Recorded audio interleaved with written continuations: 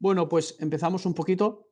Bueno, primero que nada, muchas gracias a Josep por invitarme a conversar un poquito con vosotros sobre el autoconsumo fotovoltaico y la generación distribuida. Eh, yo, primero que nada, me voy a presentar, ¿vale? Eh, la idea, os cuento un poquito sobre mí. Yo soy Alejandro Micó, soy de Ontinyent, un pueblo al sur de Valencia. Yo estudié Ingeniería Industrial en la Universidad Politécnica de Valencia y me especialicé en energía. En el año 2011 yo empecé a trabajar en vehículos eléctricos en Barcelona. Luego había una crisis bestial aquí, como todos vosotros sabéis, y ahí me fui a Chile.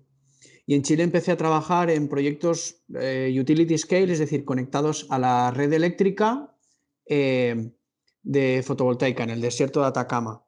Empecé como ingeniero de proyectos, luego pasé a ser jefe de proyecto, luego pasé a ser jefe de ingeniería, luego pasé a ser jefe de operaciones de la empresa y ya estábamos trabajando con algunos proyectos en Argentina, estábamos viendo algo en Perú también, pero ahí me di cuenta de que el mercado de la energía renovable, sobre todo de la energía solar, en lugar de irse a los proyectos grandes, iba a pasar sobre todo a la generación distribuida, a los proyectos pequeños. Y en ese momento yo fundé una startup digital que se llama Sunalizer, que lo que hacemos es ponemos en contacto personas que quieren instalar paneles solares con instaladores cercanos.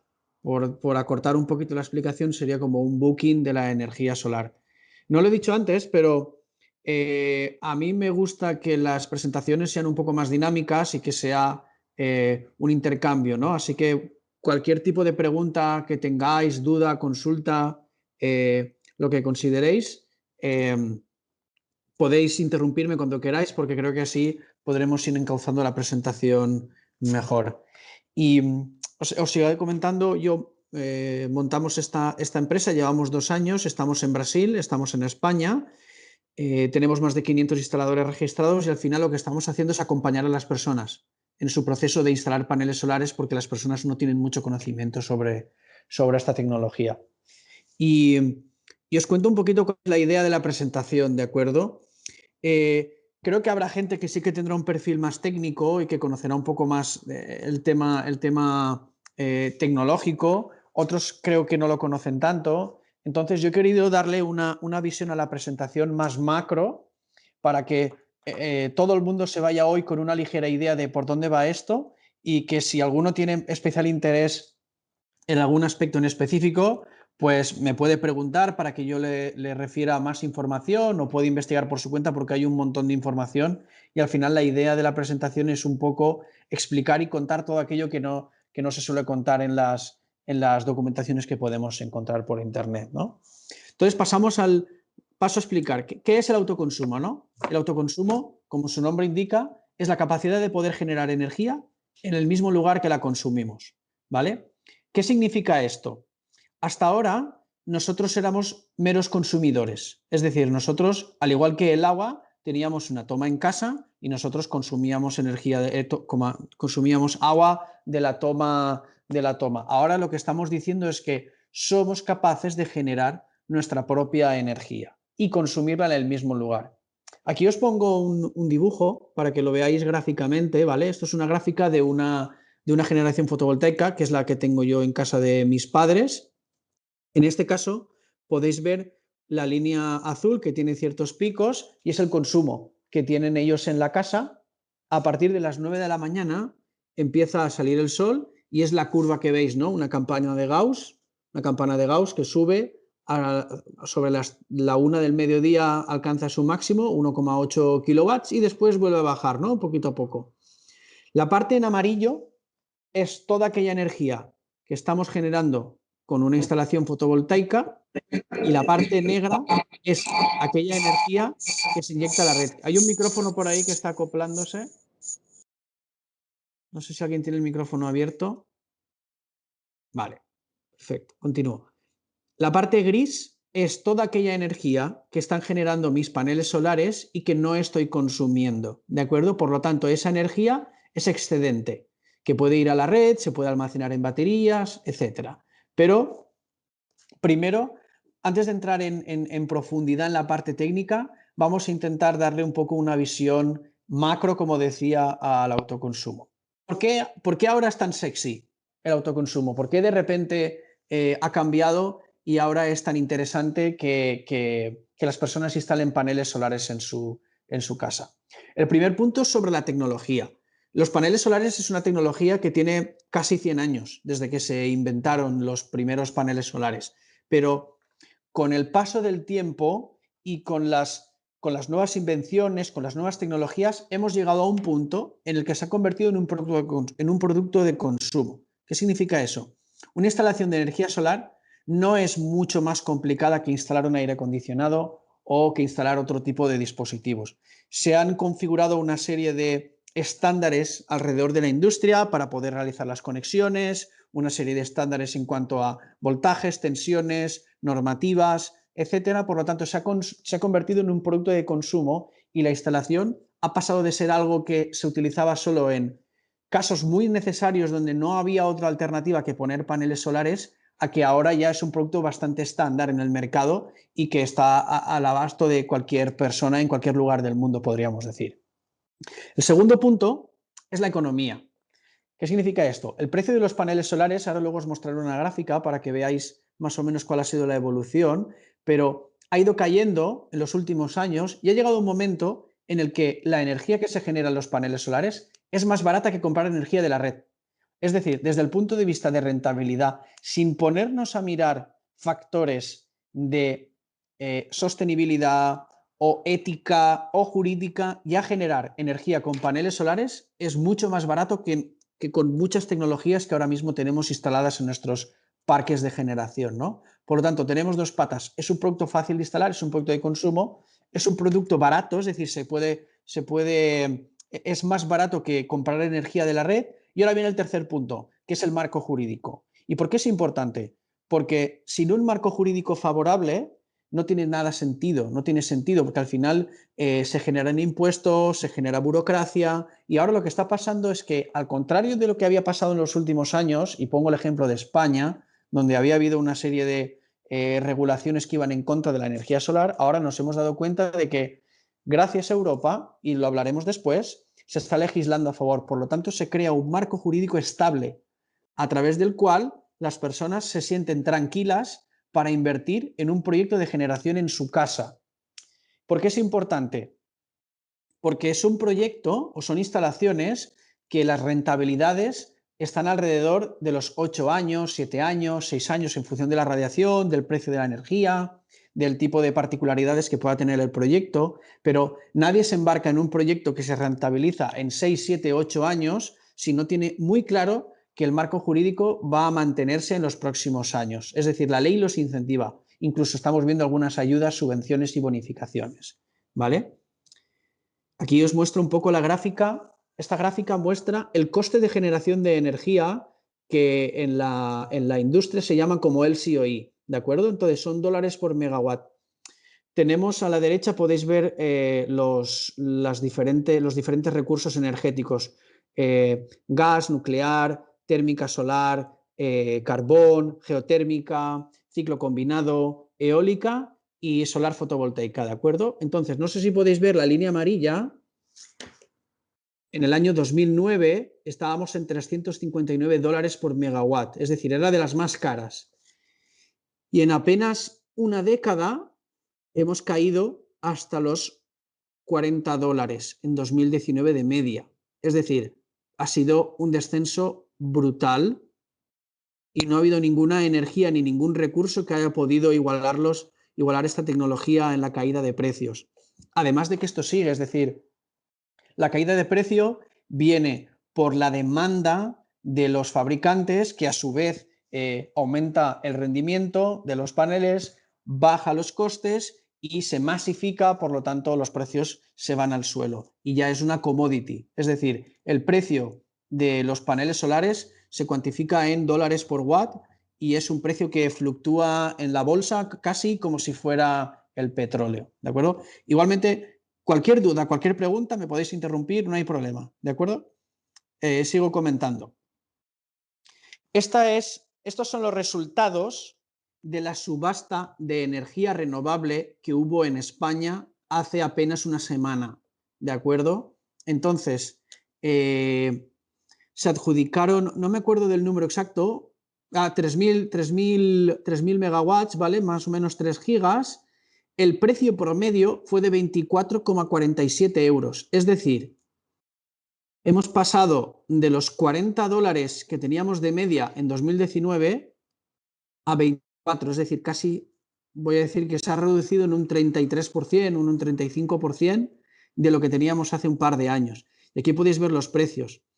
Excelio 27, Iberdrola 25, Naturgy 25,68, Solaria 28.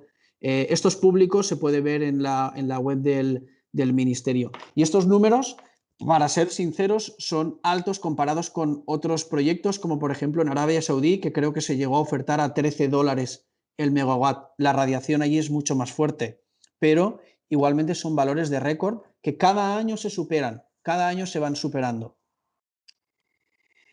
Y aquí viene el cuarto punto. ¿Por qué ahora la energía renovable, la generación distribuida, toma sentido?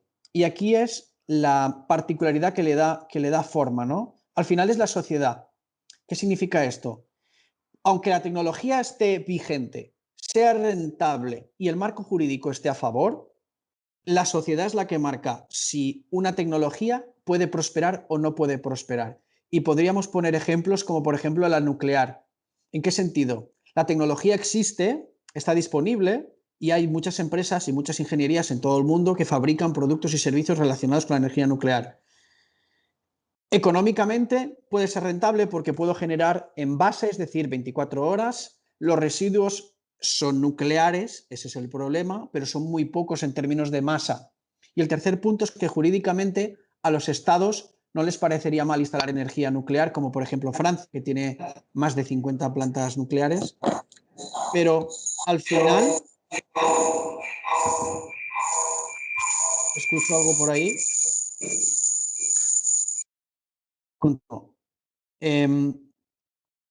la energía nuclear, desde que pasó el desastre de Fukushima, ha habido una moratoria y parece que ningún país o pocos países del mundo están dispuestos a instalar energía nuclear. China es uno de ellos, que lo tiene muy claro, pero hay muchos países que han decidido que no quieren conectar más plantas nucleares. Y aquí os muestro en el lado derecho los ODS, los Objetivos de Desarrollo Sostenible. ¿Y por qué son importantes? Porque es la primera vez en la humanidad que se ponen de acuerdo, que nos ponemos de acuerdo para generar unos objetivos comunes para cambiar el mundo. Y de ellos tenemos el 7 que dice energía asequible y no contaminante. Vale, ¿y eso en qué se traduce? Esto se traduce en que la Unión Europea ha creado un Green Deal, un acuerdo verde, en el cual el objetivo es que en el 2050 las emisiones se hayan reducido por completo y seamos neutral carbon, es decir, no haya emisiones de CO2 superiores a las que estamos absorbiendo mediante otros métodos. ¿Qué significa esto?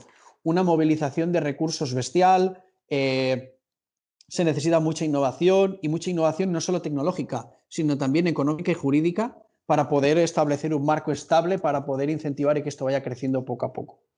¿Cuál es la conclusión? La conclusión es que de los 3 aspectos que veíamos antes, que veíamos era de la tecnología, el precio y el marco jurídico, pero al final el más importante es que la sociedad está a favor. Es decir, cuando a alguien le propones instalar paneles solares es muy difícil que te diga que no o que no le parece bien. Al final es algo, no es intrusivo, no es molesto y que en el futuro vamos a ver que muchas personas van a instalar energía solar y van a pasarse a la generación distribuida y al autoconsumo. Ahora se ha inventado una palabra que se llama prosumidor, lo veremos después. El prosumidor ya no es un consumidor, sino el prosumidor es productor y consumidor, por lo tanto hay un intercambio de energía. Y ahora pasamos a la parte más tecnológica, ¿de acuerdo? ¿En qué consiste una instalación de autoconsumo o de generación fotovoltaica distribuida? Bueno, lo más importante, los módulos fotovoltaicos, ¿vale? Que captan y transforman la radiación solar en energía eléctrica. No voy a entrar en detalle de la parte técnica de cómo funciona porque Internet está lleno y creo que la charla será mucho más productiva si vamos por otros lados, pero al final la energía del Sol viene en forma de radiación. Por lo tanto, cuando llega a los semiconductores, en este caso silicio, que es de lo que están fabricados los paneles solares, esta energía excita los electrones de los que forma parte el panel solar, se genera una diferencia de potencial y por lo tanto una corriente.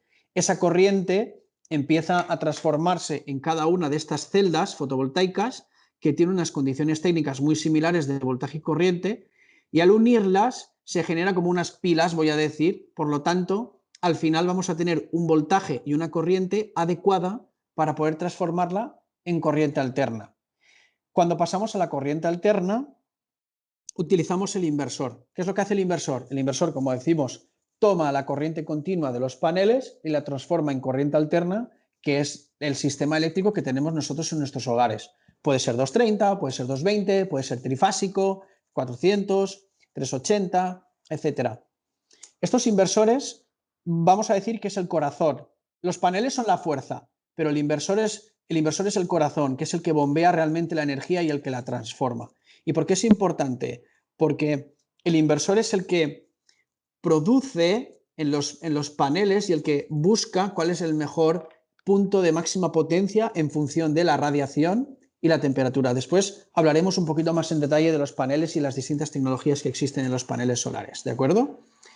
Después del inversor de corriente, tendríamos el sistema de baterías en el caso de tenerlas, porque los sistemas de generación distribuida o de autoconsumo no es completamente obligatorio disponer de baterías. ¿Por qué?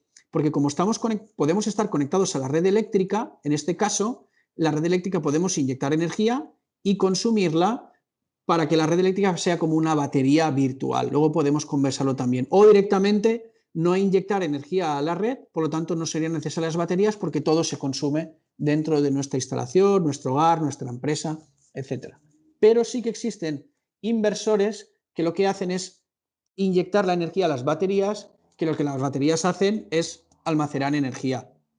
Josep creo que se hizo una charla con el sistema Geo y yo creo que ahí en la parte técnica pues ahí se habrá explicado mucho más en detalle las particularidades, ¿no?, de esta tecnología. Después tenemos un medidor bidireccional. ¿Y por qué es importante? Porque en este tipo de generación de autoconsumo nosotros generamos energía con los inversores y la inyectamos a un sistema eléctrico existente, ¿de acuerdo? Por lo tanto, tenemos que ser capaces de ver cuánta energía va en un sentido y cuánta energía va en el otro sentido, ¿de acuerdo? Voy a pasar un poquito más al detalle, después hablaremos un poco más en profundidad sobre cada uno de los equipos, pero por hablar un poco de los módulos fotovoltaicos, ¿de acuerdo?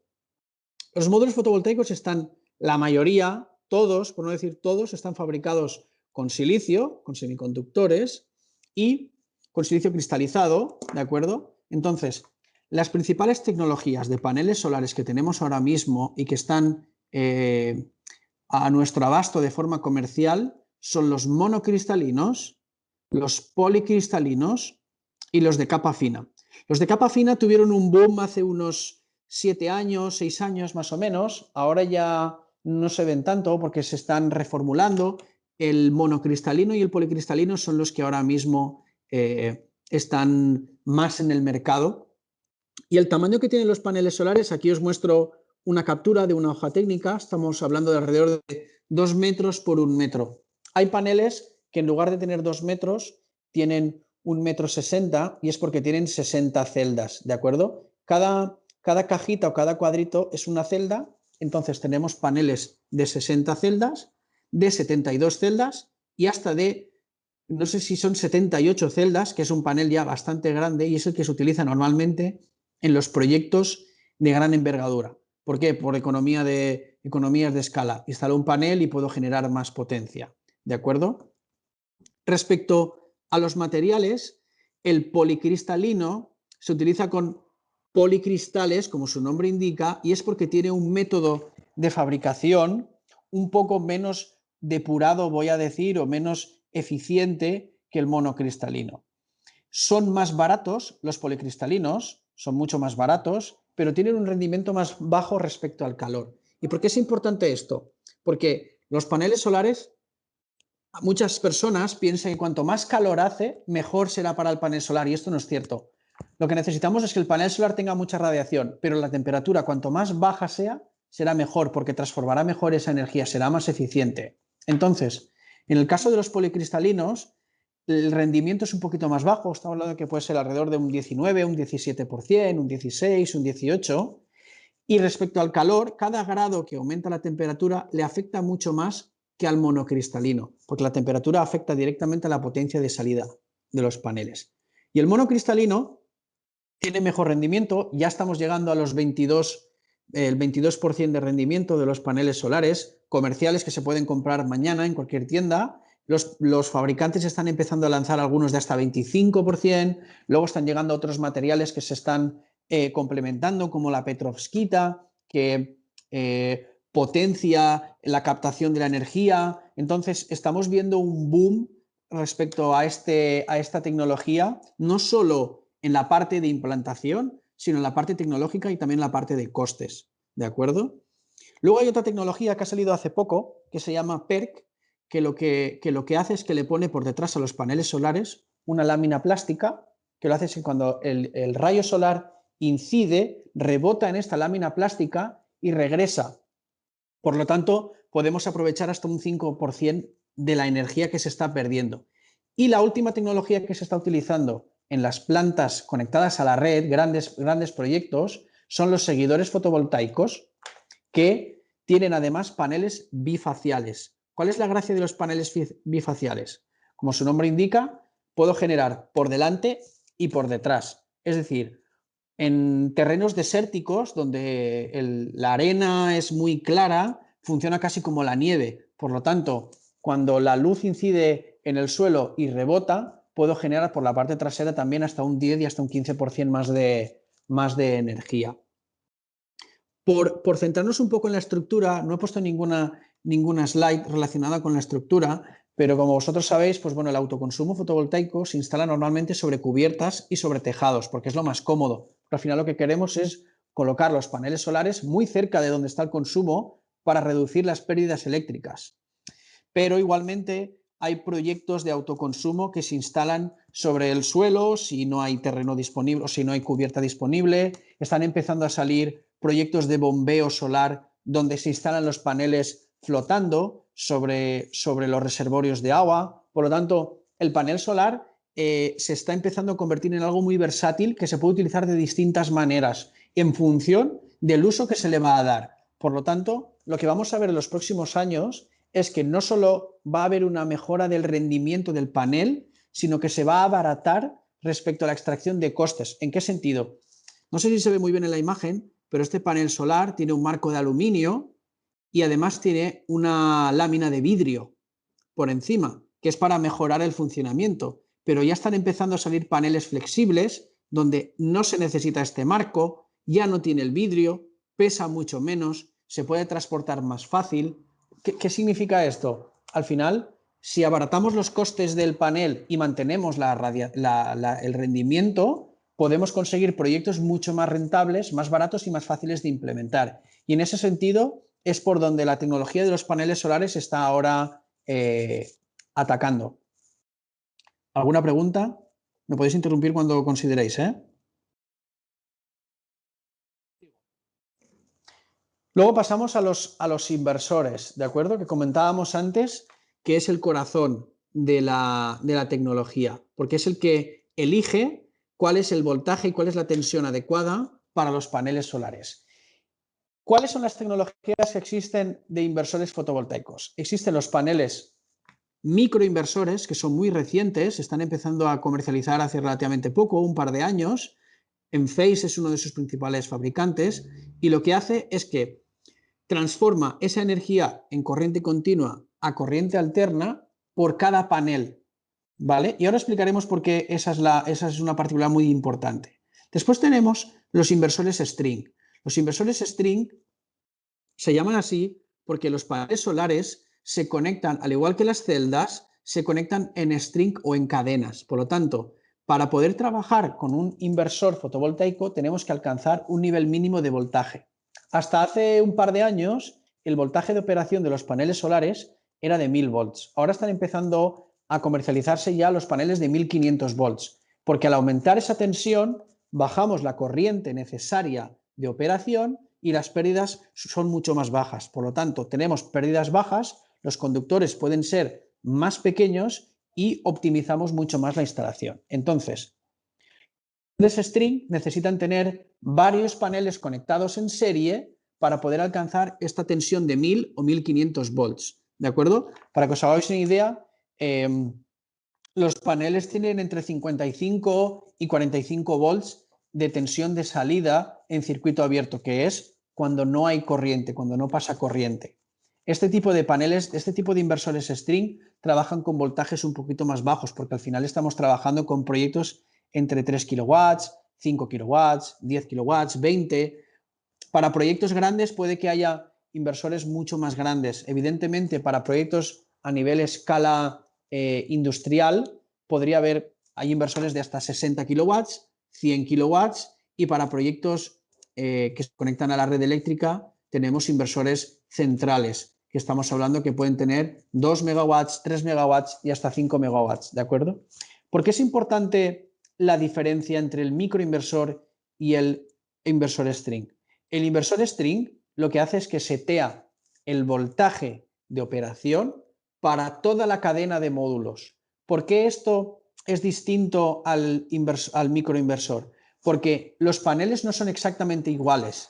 Y como no son exactamente iguales, si tenemos un panel que trabaja con un voltaje un poquito mayor o tenemos otro panel que trabaja con un voltaje un poquito menor, al final lo que hará el inversor es coger la tensión del centro. Esa tensión del centro o intermedia lo que hace es que los paneles no generen su máxima potencia para sus condiciones de temperatura y de radiación. Y en el caso de que haya una posible sombra de un árbol o se rompiera un panel, cada uno el inversor string va a dar un problema porque tiene un panel que es distinto, por lo tanto las tensiones de operación van a cambiar y al final todo el string acaba trabajando, acaba teniendo un mal funcionamiento, una mala operación. Por otro lado, el microinversor, al transformar la energía de cada panel, si por ejemplo hubiera un panel roto o con sombra por un árbol, lo que hace el microinversor es que deja pasar la corriente para que cada uno trabaje con su voltaje óptimo. Es decir, podemos sacar el mejor rendimiento de cada panel. Como decía aquí al lado, los inversores string tienen tamaños adaptados al proyecto. Pues hay proyectos de 1 kilowatt, de 2 kilowatts, de 3 kilowatts, de 4, de 5, de 5,5, de 6, de 7, de 10. Por lo tanto, lo más económico y lo más optimizado en términos de dinero es colocar un inversor string acoplado a la potencia o, en el caso de los microinversores, aunque parezca mentira, es un poquito más caro, porque cada sistema optimiza la tensión, como decíamos, y tiene que venir con un sistema de comunicaciones, conectarlo, etcétera, etcétera. Por lo tanto, es un poquito más caro. Estos inversores, los inversores string, pueden ser monofásicos o trifásicos. Es decir, en función del tipo de instalación que nosotros vamos a tener, podremos elegir si queremos únicamente fase y neutro o si queremos las 3 fases. ¿De acuerdo? También cambia el modelo en función del voltaje de salida, porque puede ser 230, 220, puede ser 380, puede ser 400 y además por las frecuencias. Hay países donde la frecuencia son 50 Hz y hay otros países donde la frecuencia son 60 Hz. Por lo tanto, los fabricantes tienen un equipo específico para cada país que además se adecúa a las condiciones de calidad de la red para que no haya problemas, porque al final el inversor viene a la tercera parte, ¿no? Los inversores pueden ser on-grid, es decir, que inyectan energía a una red eléctrica existente, pueden ser off-grid, que trabajan en sistemas desconectados de la red, donde no hay una red existente a la que se puedan enlazar, y otros son híbridos. ¿Qué significa? Que pueden inyectar energía a un sistema con red eléctrica o sin red eléctrica con baterías. ¿Cuál es la gracia? Los que tienen los sistemas on-grid, los inversores que trabajan únicamente con sistemas on-grid, son los más baratos, porque al final lo que utilizan es la red eléctrica existente para enlazarse. ¿Qué significa? Que si se nos va la luz un día y tenemos paneles solares, no vamos a tener energía, porque el panel no va a ser capaz de enlazarse a nada.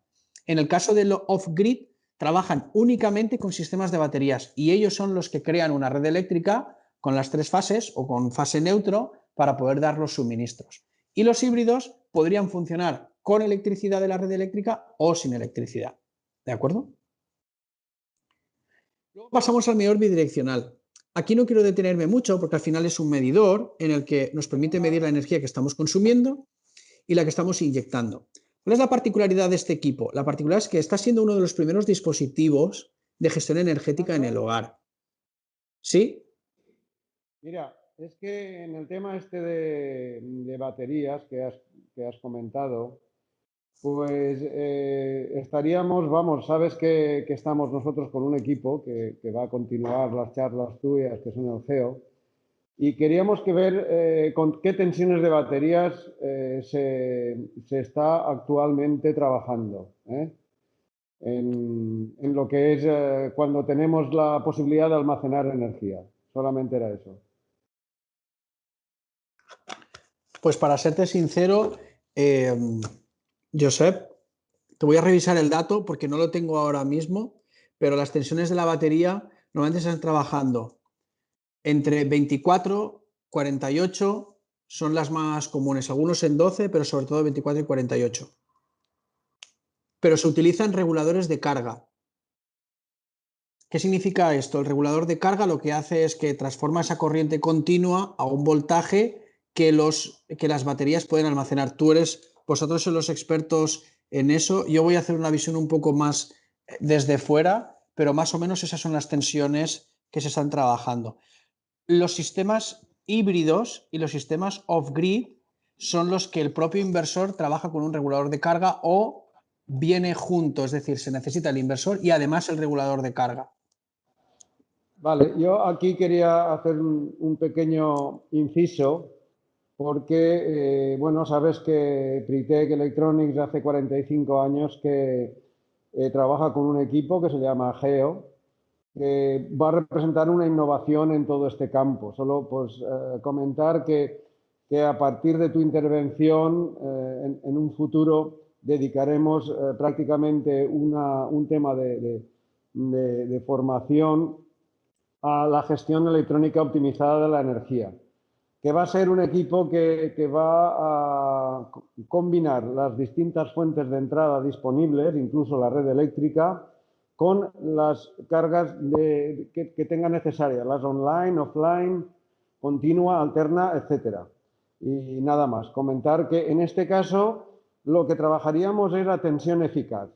Tensión eficaz, pues como todo el mundo sabéis, es aquella tensión alterna que produce los mismos efectos que en continua, es decir, la integral de seno de x. Y solamente comentarlo para introducir en un futuro lo que vamos a presentar a todos los betas. Nada más. Correcto, además es súper interesante lo que comentas, Josep, porque el tema de la gestión electrónica optimizada es algo que se va a necesitar en los próximos años totalmente, porque al final la demanda que va a haber eléctrica y las personas van a querer gestionar mejor sus consumos, sus usos y su generación. Por lo tanto, ya no tenemos únicamente un sistema, lo veremos un poquito más tarde, ya no tenemos un sistema único, ¿no? de consumo de energía, sino que podemos gestionarlo en tiempo real. Por eso he comentado lo del medidor bidireccional, ¿no? Al final es el que nos permite saber lo que estamos inyectando y lo que estamos consumiendo. En este caso, ya están saliendo medidores que se pueden interconectar con Wi-Fi, con apps, para gestionar, etcétera, etcétera. Es un equipo que es estándar del mercado también y que ya se está, como decía aquí, ¿no? Que se está conectando con otros dispositivos. No he querido entrar demasiado en las baterías, Josep, porque sé que teníais otra conferencia, simplemente y solo para posicionar un poquito aquí la charla, simplemente hablar que las baterías tradicionales que se han utilizado hasta ahora han sido las de plomo, que la vida útil ha sido, pues bueno, ha ido mejorando con el tiempo y el rendimiento no ha sido malo, pero que ahora están entrando las baterías de litio que tienen un rendimiento muy bueno y que están aumentando su vida útil. Además de que el precio de las baterías ha venido bajando con los años. Yo no sé, Josep, si quieres aquí complementarlo un poquito con una explicación del GEO.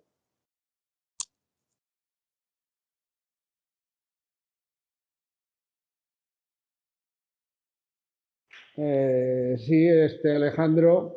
Bueno, a modo de introducción, porque el geo nos va a dar para mucho, y yo creo que van a ser varios días los que tendremos que ir desgranando sus posibilidades, pues el tema de las baterías y en principio, como tú hablas de baja tensión le llamamos, parece que el concepto de corriente continua se asocia a 12, 24, 48 voltios. Y esto tiene una explicación. La explicación es que una batería de 12 voltios, por ejemplo, está unida por distintas células de 2, 6 células de 2. Entonces, la batería es un elemento químico que almacena una energía eléctrica, pero al fin y al cabo es una reacción química que, traducido a tema eléctrico, correspondería a una fuente ideal de tensión con una resistencia en serie. Entonces, estos distintos equipos que están en serie se les produce por efecto químico un efecto que se llama desbalanceo. Significa que las resistencias internas van descompensándose. Como al final la corriente de carga va a estar determinada por la suma de las resistencias y estas están en serie, la carga la va a determinar la mayor resistencia de todas. Con lo cual, esto es un mundo entero porque incluso en Pritec vamos a presentar una novedad mundial porque vamos a presentar balanceadores de baterías de plomo. Y esto lo que nos va a permitir es poner, sabéis que cuando uno habla de litio, ya estamos hablando de 380 voltios, hablamos de unas tensiones muy altas, y esto es porque el litio lleva un equipo que se llama BMS, el Balancing Monitor System, que se encarga de balancear las baterías. Hasta ahora el plomo no se había hecho así, con lo cual había estado limitado a lo que es tensiones de 48, 12 voltios. Sabéis que incluso los toritos y tal son grandes corrientes y pocas tensiones. Pero esto va a ser una revolución porque el plomo es muchísimo más barato que el litio, ¿no? Esto que dices tú del precio, para que tengáis una idea, una batería de litio de 20 kilovatios hora, hablaríamos de aproximadamente 13, 14.000 euros, mientras que el equivalente en plomo hablamos de 2.000. Nada más, un pequeño inciso. Y esto dará para mucho, porque sabéis que el gran problema de la energía es que no se puede almacenar la energía eléctrica en grandes cantidades. Cosas como grafeno y tal representarán una revolución, y el hidrógeno ya ni os cuento. Y os dejo con Alejandro, que resulta muy interesante todo el tema de la transducción, que es como se llama al cambiar de una energía a otra, desde una energía solar hasta lo que es energía eléctrica. Gracias, Josep.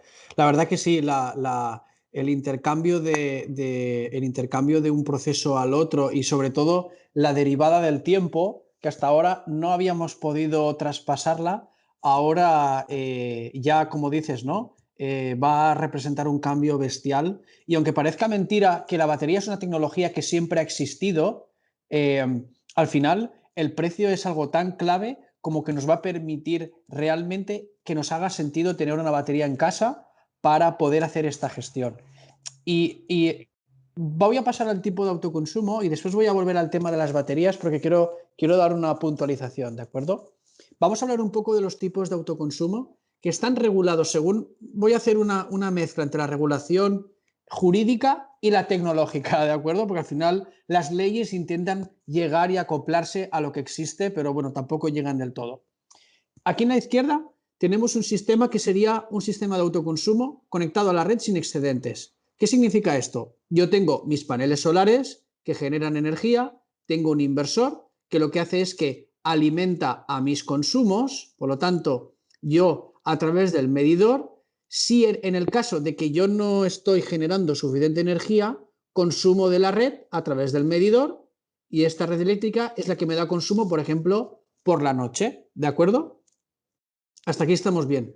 Cuando pasamos a un sistema conectado a la red con excedentes, ¿qué significa? Es igual que el anterior, pero en este caso los excedentes, que era el caso que veíamos al principio de la instalación con la curva, estos excedentes van a la red. ¿vale? Y aquí viene la pregunta jurídica, ¿no? La pregunta económica. ¿Cómo se paga esto? ¿Cuál es el cambio? ¿Cuál es la diferencia entre el sistema de la izquierda, en el que yo no tengo un rendimiento de la energía que inyecto a la red, y cuál es el rendimiento económico que tengo de una instalación que sí que inyecto a la red? Bueno, existen tres maneras de valorizar esta energía. La más antigua, o una de las primeras, fue la feed-in tariff, que era que simplemente por cada kilowatt inyectado que yo metía en la red, se pagaba más caro que el kilowatt de compra. ¿Y esto por qué era? Porque querían incentivar una industria, simplemente. ¿De acuerdo? El segundo paso era el net metering. ¿Qué significa el net metering? El net metering significa que cada kilowatt inyectado en la red se almacena en la red. No se almacena, se consume, pero desde el punto de vista de nuestra factura se genera un crédito. Yo hoy he generado 4,83 kWh, de los cuales 2 han ido a la red eléctrica, por lo tanto la red eléctrica me debe 2 kWh que yo puedo consumir en otro momento.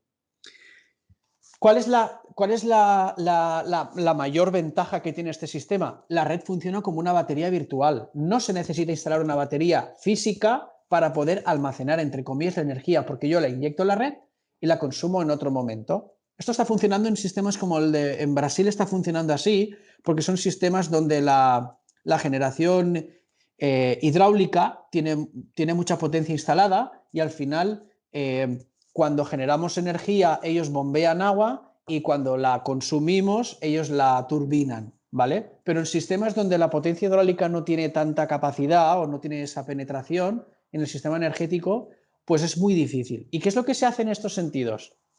Hay que decir que la feed-in tariff cada vez menos países la tienen. Alemania ha generado ahora, tenía un montón de feed-in tariff, ahora ya ha prohibido, ya no existe. España tuvo en el 2000, que se recortó, ahora ya no existen muchos países que tengan feed-in tariff. Existe feed-in tariff en Francia hasta hace un par de años, se instalaban proyectos creo de hasta 5 megawatts, pero cada vez menos, porque ya la energía es tan rentable que si es rentable a precios sin subvención o sin feed-in tariff, precios de mercado, pues no tiene ningún sentido dopar de alguna manera este precio, ¿no?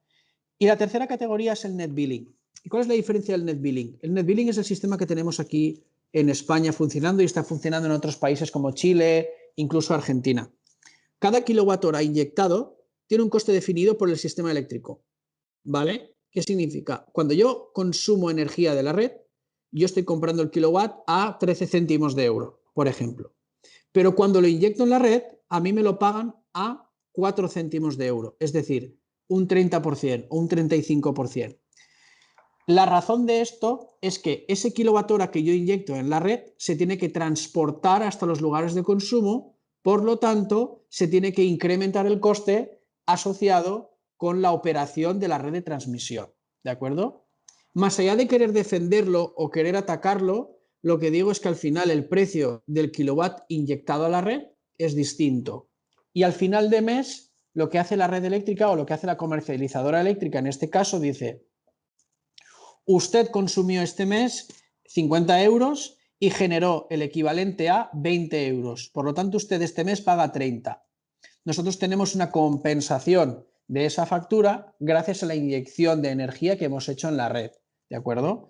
Existen otros lugares donde ya se está empezando con proyectos piloto en los que la energía que yo inyecto la puedo vender entre privados, o la puedo regalar, o la puedo donar, o la puedo consumir en otros lugares. Este sería el caso, veremos ahora después, ¿de acuerdo? Voy a intentar Perdona un atacarlo segundo, después.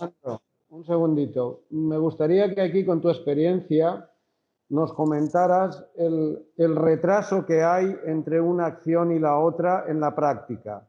Es decir, yo genero en mi tejado tantos kilovatios hora, los inyecto a la red, ¿y cuándo los cobro? Si yo Perfecto. consumo energía eléctrica y tengo mi factura al mes, aparte de, lógicamente, el precio que comentas de 13 o 14 céntimos, esto no estaría incrementado con el IVA, porque si no soy una entidad jurídica, pues no me lo podré deducir. Pero, Correcto. ¿se produce al mismo tiempo o hay un retraso? No, os cuento. Voy a volver a la gráfica del principio, que creo que es muy visual. Esta de aquí, ¿de acuerdo? Esto es Esto creo que fue hace un par de días, el 29 de diciembre, me parece, que fue un día radiante el sol y la energía amarilla, ¿de acuerdo? El área amarilla es la energía que yo consumí directamente en casa y la gris es la que yo inyecté en la red, ¿de acuerdo? Entonces, a final de mes, cuando llega la factura eléctrica, es cuando la distribuidora hace el conteo de esa energía. ¿Qué significa eso? Que nosotros estamos inyectando energía a la red durante todo el mes y consumiendo energía de la red durante todo el mes, pero al final la compensación energética se hace al final de mes. Y aquí viene la otra particularidad. Podríamos decir, bueno, voy a instalar más energía y así voy a instalar más potencia y en ese caso que la red eléctrica me pague. ¿Qué significa? Imaginemos que esta curva, en lugar de ser así, es el doble, ¿de acuerdo? Y yo genero mucho más. Entonces, si yo genero mucho más, toda la energía o el 90% de la energía que estoy generando la inyecto en la red. Entonces, cuando me llega la factura, me dirán, Alejandro, tú has consumido este mes 10 euros, pero has inyectado en la red 50. Tú este mes pagas 0. Y yo diré, oye, pero perdona, pero es que hay 40 euros a mi favor que acabo de inyectarte a la red. Bueno, tal y como está la ley en España ahora mismo, esos 40 euros de energía se los estoy regalando a la distribuidora y a la comercializadora eléctrica. Es decir, forman parte de la red y se pagan 0, porque se está generando una manera de dimensionar los proyectos para que sean de autoconsumo, para que yo no genere mucha más energía de la que autoconsumo. Pero es una falacia, porque al final yo no puedo concentrar, no tengo medios para concentrar mis consumos a la hora de la curva, o al revés, tendría que instalar una batería. Por lo tanto, sí que hay sistemas como el chileno que se pueden generar unos créditos y puedo beneficiarme de ellos a lo largo del año. ¿Qué significa? Yo genero mucha energía en los meses donde la radiación es muy fuerte y ese crédito de dinero, voy a decir, lo voy a guardar hasta los meses donde la radiación es más baja, en invierno. Por lo tanto, ahí me beneficio de lo que estuve generando en enero. Pero ¿qué pasa? En un sistema como el sistema eléctrico español, donde el pool de energía cambia día a día, hora a hora, minuto a minuto y casi segundo a segundo, desde el punto de vista de las distribuidoras eléctricas, no quieren que se genere un trasvase de kilowatts hora en el tiempo. Es decir, si tú generaste energía en enero, yo te tengo que pagar al precio de enero. Y si generaste energía en julio, yo te tengo que pagar al precio de julio. Porque si no, para ellos les podría generar un desbalance económico. Al final ellos acaban ganando siempre, ¿eh? Pero les puede generar un desbalance económico y esa es la razón de la que tenemos la ley así. ¿Hacia dónde puede que vayamos en el futuro? Puede que vayamos... Perdona un momentito, Alejandro. O sea, para aclararlo a nuestros betas y con la oferta nosotros que vamos a hacer de autoconsumo de verdad, estaría en lo cierto cuando yo digo, sabéis que el concepto de energía es la potencia por tiempo y se puede medir, perdón, en kilovatios hora, kilovatios segundo, kilovatios día, kilovatios mes, kilovatios año.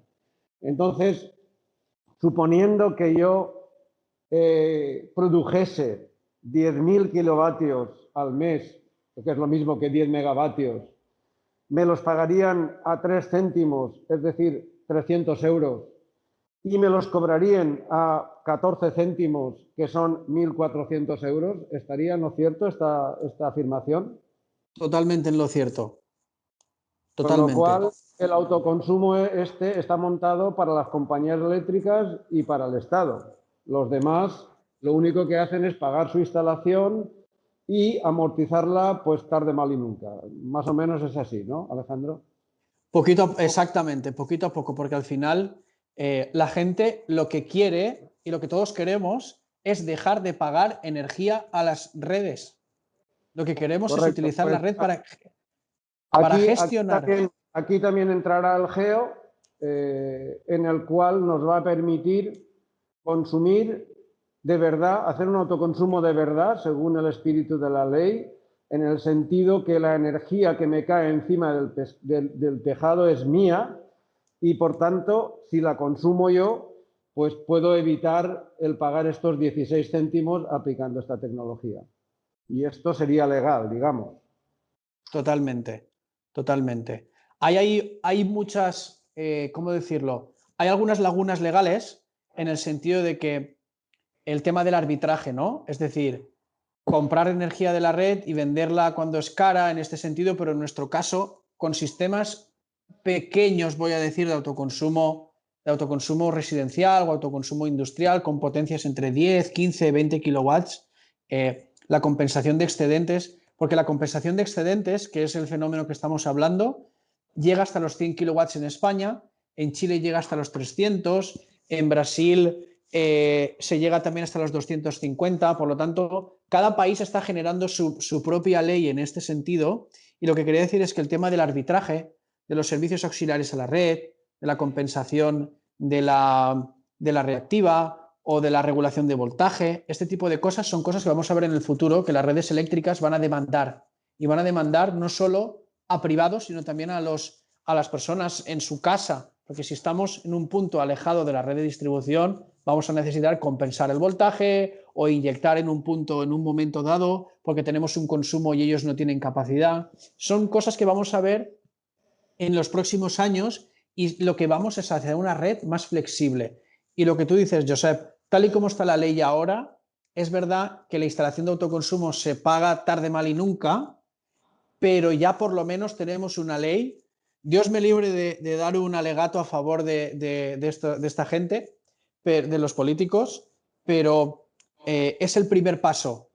Generar un marco jurídico estable para que la gente pueda invertir su dinero en un proyecto de energía solar o de autoconsumo y que sepa que va a recuperar la inversión. Puede que sea tarde, pero que va a recuperarla y que no va a cambiar la ley de la noche a la mañana. Sí, además, la verdad es que, como tú bien dices, esto es una suerte el pertenecer a la Unión Europea.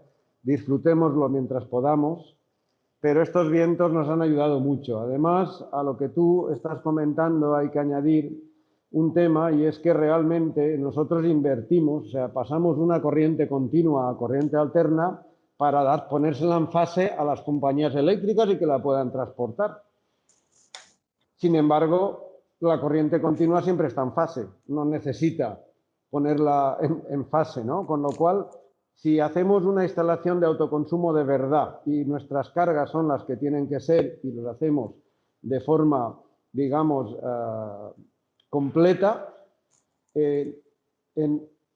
podremos incluso evitar todo el tema de inversores y acoplar impedancias y tal, pero siempre hablamos ya del producto que sabes que vamos a presentar y que precisamente es el que marcará este año, de los 50 años desde el encendido electrónico hasta el geo de litio, que nos va a aportar todas estas cosas y nos va a permitir unos periodos de amortización, llamémosle, de año y poco. Y nada más, te dejo continuar porque aquí es donde introduciríamos todo el tema este. Vale, simplemente por seguir adelante, y no quiero tampoco quitar mucho porque lo hemos hablado, ¿no? Tenemos el sistema aislado de la red, en el cual hoy en día lo que se conoce es, tenemos un inversor, un controlador, que ahí, yo sé, vosotros entraréis en el tema de sistemas aislados con el sistema Geo, conectados a la red, etcétera, etcétera.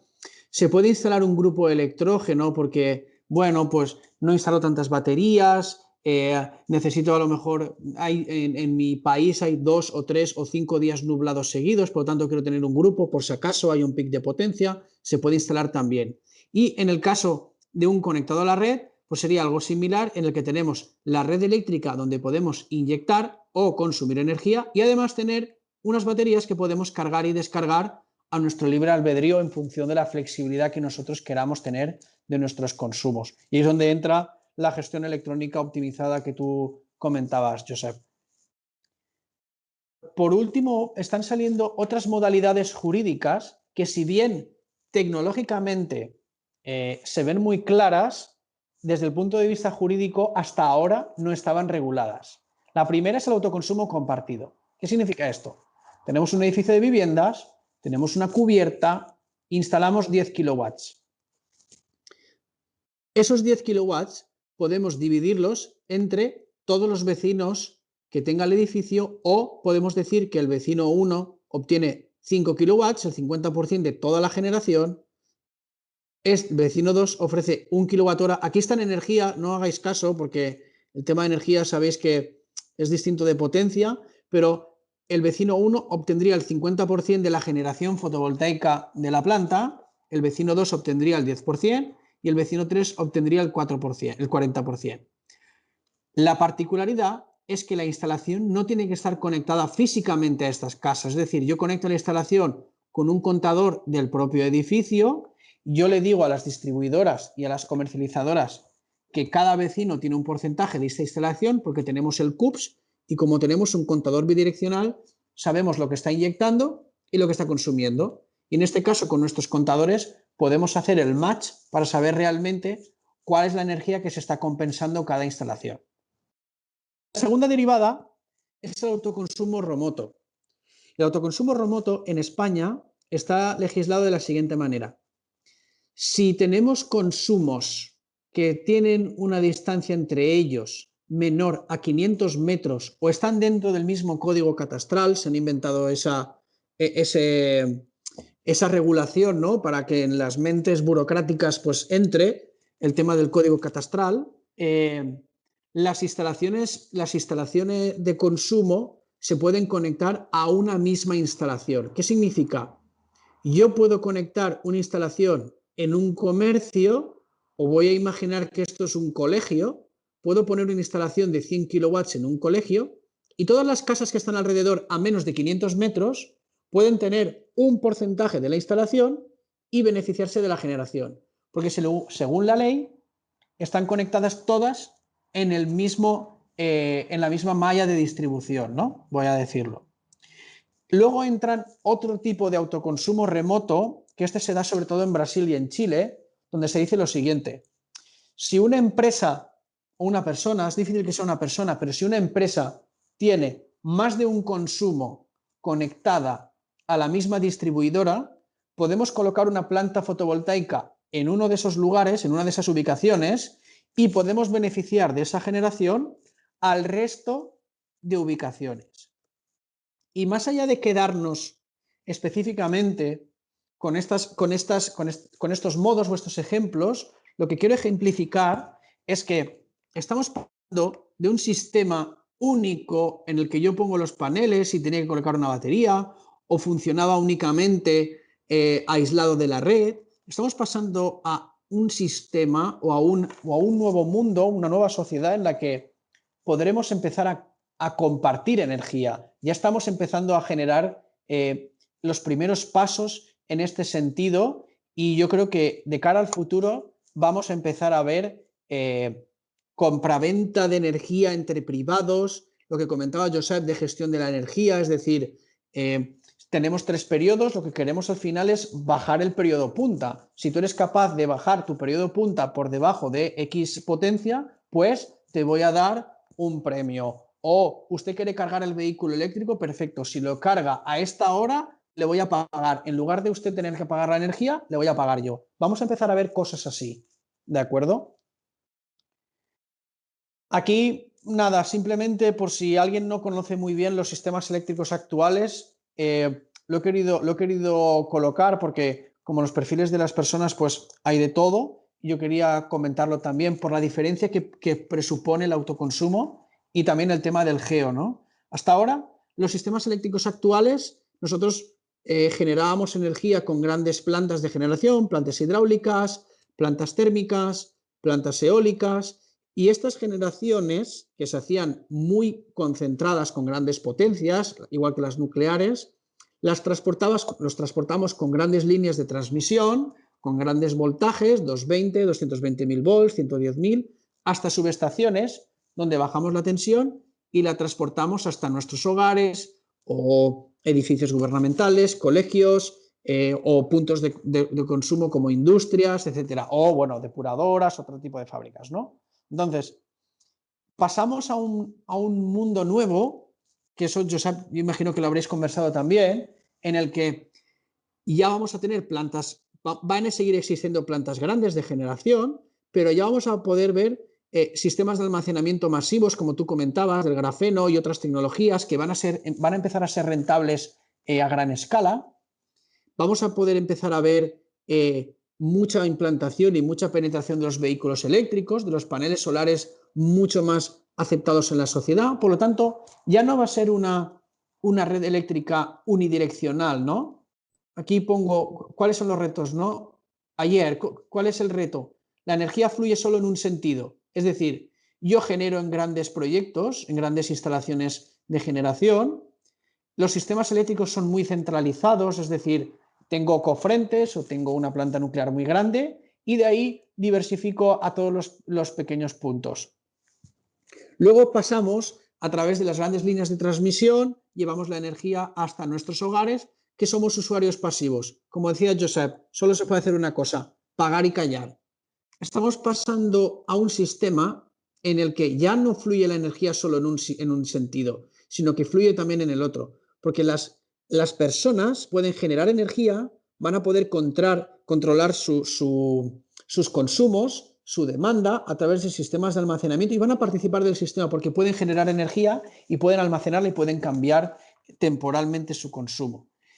Vamos a ver sistemas de distribución, smart grids, más pequeñas, donde la gestión va a ser casi en tiempo real para que el sistema distribuido no sea necesario importar o comprar energía de la red eléctrica de transmisión grande, sino que va a poder ser autoabastecida. ¿Qué significa? Vamos a descentralizar mucho nuestras redes eléctricas. En lugar de haber grandes proyectos de generación, van a haber muchos pequeños proyectos de generación distribuidos y que van a estar muy cerca de los consumos. Por lo tanto, los costes de transmisión van a bajar. Va a hacerse una diferencia entre los costes de distribución, los costes de transmisión, lo que se queda dentro de la red. Es decir, estamos creando o vamos hacia una red eléctrica mucho más participativa, mucho más dinámica, donde los usuarios ya no son pasivos, sino que también son activos. Y como decía Josep, ¿no? La bendición de la Unión Europea. ¿Cuál es el pacto verde que se plantea y hacia dónde vamos? Se plantea dar prioridad a la eficiencia energética y desarrollar un sector eléctrico basado en energías renovables, un suministro energético seguro y asequible, un mercado de la energía plenamente integrado, interconectado y digitalizado, fin a la subvención a los combustibles fósiles. Y algo que me parece espectacular, que van a haber objetivos nacionales de flexibilidad del sistema energético, para que todas las personas tengan garantizado su participación. Es decir, ya no me sirve ser un mero comprador de energía, sino que por ley me vas a poder permitir gestionar esa energía, inyectar energía, comprarla, venderla a quien yo quiera o regalarla. ¿De acuerdo? Y ahora quiero poner un poco también el reto, ¿no?, que se plantea. Y ahora me centro un poco en las energías renovables, nos salimos un poco del espectro más técnico jurídico y voy a ver un poco cuál es el reto, ¿no? Qué es lo que viene. Aquí a la izquierda estamos viendo la generación en terawatts hora al año que tiene el mundo, ¿no? Hasta el 2015. El 76% eran no renovables y el 24% eran renovables, del cual el 16% era potencia hidráulica. Y la solar que está por aquí, creo que tenía, no sé si lo veis, pero un 1%, o sea, muy poco, muy poquito. Para poder alcanzar los objetivos de desarrollo sostenible, para poder llegar al 2050 con el 100% de las energías renovables o la gran mayoría en Europa, y esto es a nivel mundial, porque no todos los países han firmado el Acuerdo de París, estamos hablando de que tenemos que llegar a un 85% más o menos, y el 22% tiene que ser energía solar. Voy a centrarme solo en energía solar, de la cual un gran porcentaje será distribuido y será autoconsumo, que era el objetivo de la charla. Y en términos económicos, ¿qué es lo que esto implica? En términos económicos, esto implica una inversión solo en energía solar a nivel utility y a nivel proyectos en techo de 6,7 billones europeos o trillones americanos para poder alcanzar estos objetivos en el 2050. Estos datos son públicos, los podéis ver en IRENA, que es la Asociación Internacional de Energías Renovables. Todos los años generan un informe y explican más o menos cuáles son las tendencias, por dónde va el mercado y cuáles son los números que se plantean para los siguientes años. Y nada más, esa era un poco la charla. Os agradezco mucho y bueno, si queréis alguna pregunta, duda, piropos, insultos, todos bienvenidos. Muchas gracias, Alejandro. La verdad es que es un lujo poder contar contigo. Yo solamente quería añadir un par de cositas porque, claro, Beta no solamente entra en soluciones sostenibles en el mundo de la generación de energía, sino que también entra en el mundo de soluciones sostenibles de movilidad eléctrica, etcétera, ¿no? Entonces, quiero únicamente redondear el tema tuyo en el sentido de que comercialmente hablando sabéis que aparece el concepto de movilidad eléctrica y la movilidad eléctrica se basa en el almacenamiento de energía en acumuladores de ion litio. Estos acumuladores de ion litio tienen una vida larga, estamos hablando de 5.000 cargas y descargas, y bueno, juegan los distintos fabricantes de vehículos con el tema de la caída de la batería, en fin, nos dan una garantía, entre comillas, de 8 años, pero ellos dicen que tiene que haber un 30% de caída de la batería, etcétera. Nosotros ahí vamos a ofrecer, dentro de las soluciones, de las sinergias que se pueden generar, vamos a utilizar la misma batería del vehículo o poder utilizarla como acumulador de geo, evitándonos tener que invertir esa cantidad y a su vez el mismo vehículo podemos cargarlo con energía fotovoltaica. Uniríamos la campaña de autoconsumo de verdad con la de movilidad eléctrica, ¿no? Por otra parte, quería comentar efectivamente lo que tú dices, dos cosas. El tema del autoconsumo o de la generación atomizada de la energía permite un ahorro de más de un 20% en costes de distribución. Sabéis que la corriente alterna se puede transformar y para poder transportarla se generan muy altas tensiones. Estamos hablando de 400.000 voltios al objeto de que haya muy poca corriente y haya pocas pérdidas. Pero habiéndolas pocas, resulta que estamos hablando de un 20%. Además de la vulnerabilidad que representa este sistema en anillo creado por las grandes multinacionales con el objetivo de consumir la energía en el mismo momento que se produce, porque una pequeña desviación apartaría todo el sistema. Quiere decirse que la energía que se inyecta a la red y no se consume, se pierde. Claro, esto hace que una variación de 1,5 puntos porcentual de lo que es el consumo haga caer el sistema. El autoconsumo o la generación atomizada haría que este sistema no fuera vulnerable. Yo siempre hago la misma reflexión. ¿Por qué los grandes grupos terroristas, llámese ETA o Al-Qaeda o todos estos descerebrados, no le han puesto 4 bombas a una red de alta? Pero evidentemente no la han puesto porque la vulnerabilidad es tal del sistema que se caería toda Europa y les caería la bomba atómica al día siguiente, evidentemente porque harían un daño enorme.